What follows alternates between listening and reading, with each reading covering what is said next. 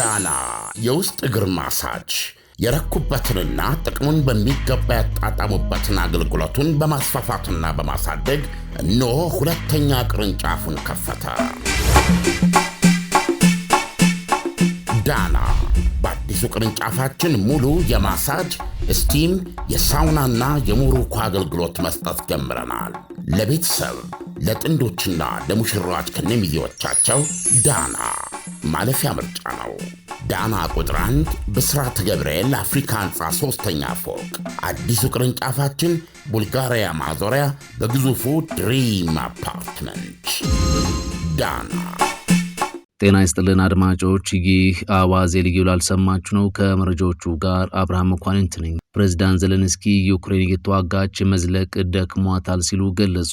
እናም ጦርነቱን ማቆም ምርጫ እንደሆነ ይፋ አድርገዋል። ኪቭ ከተሞችንና ወሳኝ የተባሉ መሰረተ ልማቶችን ከሞስኮ ጥቃት ለመከላከል ያግዘኛል ያለችውን ተጨማሪ አየር መከላከያ ስርዓት መዘርጋቷን ይፋ አድርጋለች። የኤርትራ መንግስት በእስር ይዟቸው የነበሩ 30 የመናውያን አሳ አስጋሪዎችን ለቀቅም። የታይዋኑ ፕሬዝዳንት የታይፔን ሉዓላዊነት እንደሚጠብቁና እንደሚያስከብሩ በይፋ ተናግረዋል። ሁሉንም ጉዳዮች በዝርዝር እናስደምጣቸዋለን። አብራችሁን ቆዩ። ፕሬዝዳንት ዘለንስኪ ዩክሬን እየተዋጋች መዝለቅ ደክሟታል ሲሉ ተናገሩ። እናም ጦርነቱን ማቆም ምርጫ እንደሆነ በይፋ ገልጸዋል። ዩክሬን አሁን ሰላም ትፈልጋለች፣ ነገር ግን ይህ ሰላም ሉዓላዊነቷን የሚያሳጣት እንዲሆን አትፈቅድም ብለዋል። ፕሬዝዳንት ትራምፕ የዩክሬኑን ጦርነት ለመቋጨት ቢፈልጉም ሩሲያ በሰላም ስምምነቱ ዙሪያ ያላት ልዩነት ሰፊ እንደሆነ ተነግሯል። ሩሲያ ቁልፍ በሚባሉ የሰላም ስምምነቱ ሐሳቦች ላይ ልዩነት እንዳላት ነው እየተሰማ ያለው። ፕሬዝዳንት ትራምፕ ጦርነቱ እንዲቋጭ የሚፈልጉት ለዩክሬን የደህንነት ዋስትና እንዲሰጥ በማድረግ ነው። ሩሲያ ደግሞ በዚህ በፍጹም አትስማማም። በተጨማሪም ዩክሬን ግዛቷን እንድትሰጣትም አብዝታ ትፈልጋለች። በዚህ የተነሳ በሁለቱም ተደራዳሪ ወገኖች በኩል ያለው ልዩነት የተካረረ መሆኑ የሰላም ስምምነት ላይ እንዳይደረስ እንቅፋት ሆኖ ዘልቋል። ፕሬዝዳንት ዘለንስኪ አዲሱን ዓመት አስመልክተው ለሕዝባቸው ባስተላለፉት መልእክት ዩክሬን ጦርነቱ እንዲጠናቀቅ ትፈልጋለች ብለዋል። ነገር ግን ይህ ሲባል ዩክሬን ዘላቂ ሰላም ሊያሰፍን የማይችል የሰላም ስምምነትን ትፈርማለች ማለት አይደለም ብለዋል። አክለውም 4 ዓመት በደፈነው ጦርነት ዩክሬናውያን ተሰላችተዋል። ይህ ማለት ግን ግዛታቸውን አሳልፈው ይሰጣሉ ማለት አይደለም ብለዋል። ደክሟቸዋል ወይ ተብለን ከተጠየቅን አዎ መዋጋት በጣም ደክሞናል። ይህንን ስንል ግን እጃችንን ለመስጠት እየተዘጋጀን ነው ማለታችን ሳይሆን ሰላም ተጠምተናል ማለታችን ነው በማለት አክለዋል። ዘለንስኪ በተጨማሪም በማያዛልቅ የሰላም ስምምነት ላይ መፈረም ማለት ጦርነቱን ለማራዘም ነዳጅ እንደመጨመር ይቆጠራል ሲሉም ገልጸዋል። የፕሬዝዳንቱ እምነት ዘላቂ ያልሆነ ስምምነት ጦርነቱን ከመቋጨት ይልቅ እንዲራዘም ያደርገዋል። እናም የኔ ፊርማ ሊያርፍ የሚችለው ዘላቂ ሰላምን በሚያረጋግጥ ስምምነት ላይ ነው ሲሉ አቋማቸውን ተናግረዋል። በእያንዳንዱ ስብሰባም ሆነ የስልክ ንግግር ይህንን ነው የማስረዳው ሲሉ ለህዝባቸው 21 ደቂቃ በወሰደውና በአዲሱ ዓመት ዋዜማ በተላለፈው ንግግራቸው አሳውቀዋል። ለሁሉም ሰው ዋስትና ያለው ሰላም እንዲረጋገጥ እንሰራለንም ብለዋል። ዘለንስኪ ሰሞኑን የትራምፕን የሰላም እቅድ 90 በመቶ እንደተጠናቀቀና 10 በመቶ ብቻ እንደሚቀር መናገራቸውም ይታወሳል። ይሄው ቀርቷል የተባለው 10 ከመቶ የግዛት ጉዳይና የደህንነት ዋስትና እንደሆነ ታውቋል። በዚህ ወቅት ሩሲያ 19 በመቶ የሚሆነውን በምስራቅና በደቡብ የሚገኘውን የዩክሬንን ግዛት ይዛ ትገኛለች። ፕሬዝዳንት ፑቲን የዩክሬን ኃይሎች ከዶንባስ ክልል ሙሉ በሙሉ ለቀው እንዲወጡ እየጠየቁም ነው። የዩክሬን ሮቦት የሩሲያን ወታደሮች ለ45 ተከታታይ ቀናት በጦር ግንባር መከላከል መቻሉ ተነገረም። በዩክሬን ጦርነት አንድ ወታደራዊ ሮቦት ለ45 ቀናት ግንባርን ሳያስደፍር መዋጋቱ ሰምቷል።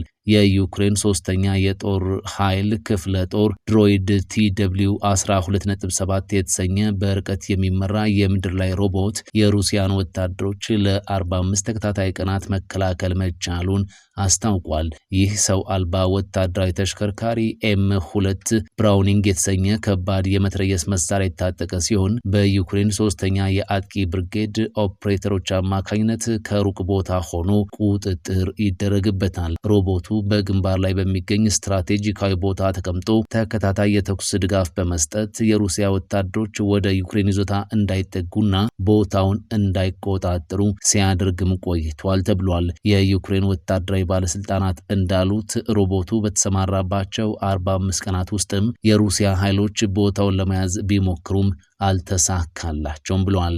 ይህ ተልዕኮ በአንድም የዩክሬን ወታደር ላይ ጉዳት ሳያደርስ በስኬት መጠናቀቁ የፈጠራ ውጤቱ ያለውን ፋይዳ እንደሚያጎላው ተነግሯል። በዩክሬንና ሩሲያ ጦርነት ውስጥ እንደዚህ ያሉ ሰው አልባ ቴክኖሎጂዎች፣ ድሮኖችና ሮቦቶች ወታደራዊ ኪሳራን ለመቀነስና የሰው ኃይልን ደህንነት ለመጠበቅ በስፋት ጥቅም ላይ እየዋሉ ይገኛሉ።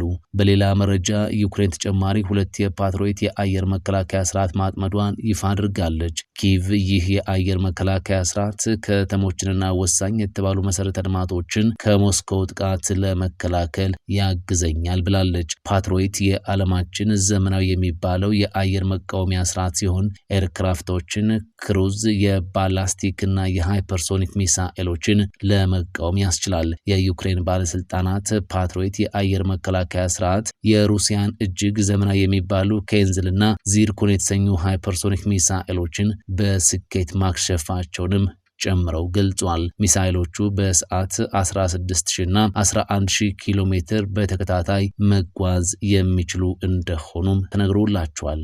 የኤርትራ መንግስት በእስር ይዟቸው የነበሩ 30 የመናውያን አሳ አስጋሪዎችን ለቀቅም። የየመን ብሔራዊ የዜና አገልግሎት እንደዘገበው እነዚህ 30 አሳ አስጋሪዎች የታሰሩት በቀይ ባህር ላይ በአሳ ማጥመድ ስራ ላይ በተሰማሩበት ወቅት ነበር። ሆይዴዳ የተሰኘው አሳ ማጥመጃ ወደብ ምክትል ዳይሬክተር ሃይተም ማሩፍ ለዜና አውታሩ በሰጡት መግለጫ እነዚህ የመናውያን የተለቀቁት ከበርካታ ቀናት እስር በኋላ እንደሆነ አንስቷል። የአሳ አስጋሪዎቹ ታሰር የመናውያን በቀይ ባህር ውስጥ አሳ በማጥመድ ስራ ላይ እያሉ የሚገጥማቸው ተደጋጋሚ የመብት ጥሰት አንዱ አካል መሆኑን የተናገሩት ምክትል ዳይሬክተሩ በእንደዚህ ያሉ ድርጊቶች የአሳ አስጋሪዎች ጀልባዎችና ሌሎችም ንብረቶች ስለሚዘረፉ በኑሯቸው ላይ ከፍተኛ ኪሳራ እንደሚከተል ተናግሯል። አያይዘውም አሳ አስጋሪዎችን ማሰርና ጀልባዎቻቸውን መዝረፍ ዓለም አቀፍ የባህር ጉዞንና አሳ ማጥመድን በተመለከተ የወጡ ሕጎችን መጣስ መሆኑን አንስተው ዓለም አቀፉ ማህበረሰብ በኤርትራ መንግስት የሚካሄደውን ይህንን የህግ ጥሰት እንዲያስቆምም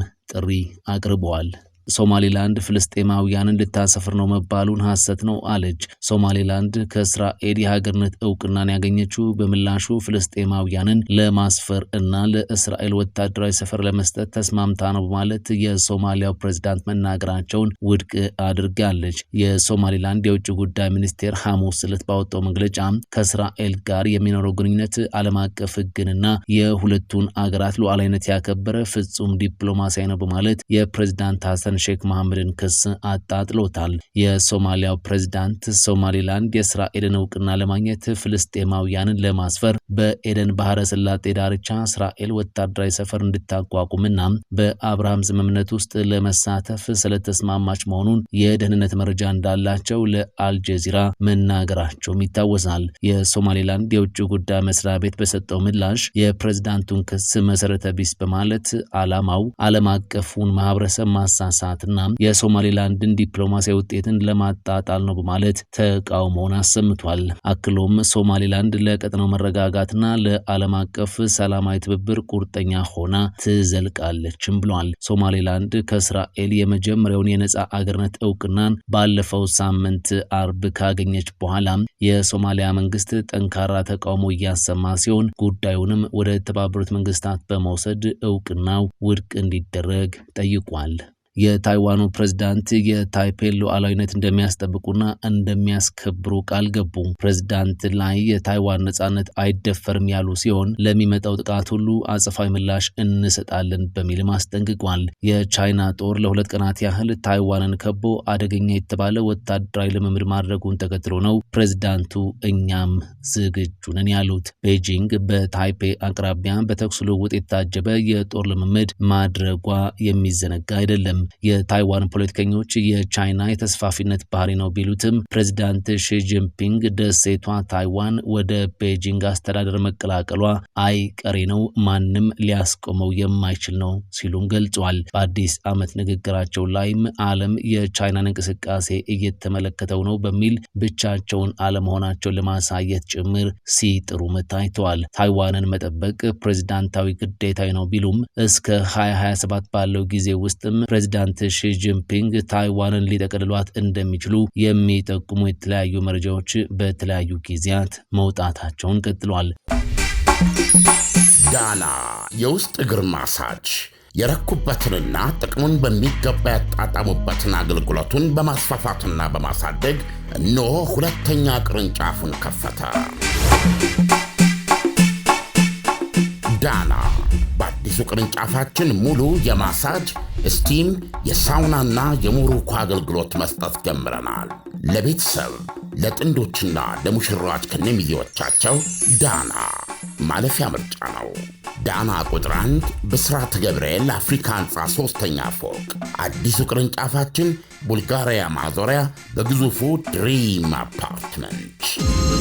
ዳና ፈጣን ያልተሰሙ መረጃዎችንና ትኩስ የኪነ ጥበብ ዜናዎችን ለማግኘት የቁም ነገር ሚዲያ የዩቲዩብ ቻናልን በመቀላቀል ቤተሰብ ይሁኑ።